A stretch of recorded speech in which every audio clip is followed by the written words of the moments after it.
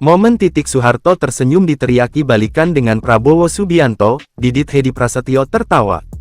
Mantan istri Prabowo Subianto, Soeharto terlihat tersenyum kala mendengar jeritan pendukung calon presiden nomor urut 2 yang meneriaki balikan. Diketahui, momen itu terjadi saat Prabowo Subianto didampingi Gibran Rakabuming Raka, menyampaikan pidato kemenangan di Istora Senayan, Jakarta, Rabu, tanggal 14 Februari tahun 2024. Awalnya, Prabowo mengatakan bahwa ia kenal dengan para mantan presiden Indonesia.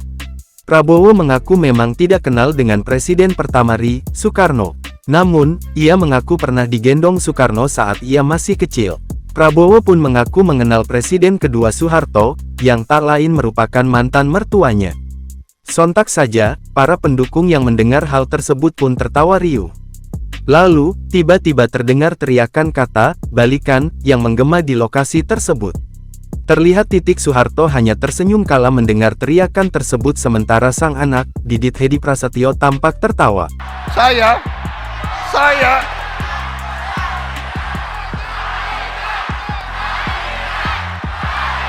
Diberitakan sebelumnya, Prabowo Subianto mengatakan atas nama TKN Prabowo Gibran dan Koalisi Indonesia Maju berterima kasih sebesar-besarnya kepada KPU, Bawaslu DKPP, telah menyelenggarakan pemilu dengan sukses.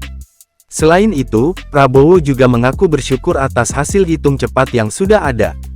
Meski begitu, Prabowo menyebut untuk tidak boleh sombong, kita tidak boleh jumawa, kita tidak boleh euforia. kemenangan ini harus menjadi kemenangan untuk seluruh rakyat Indonesia.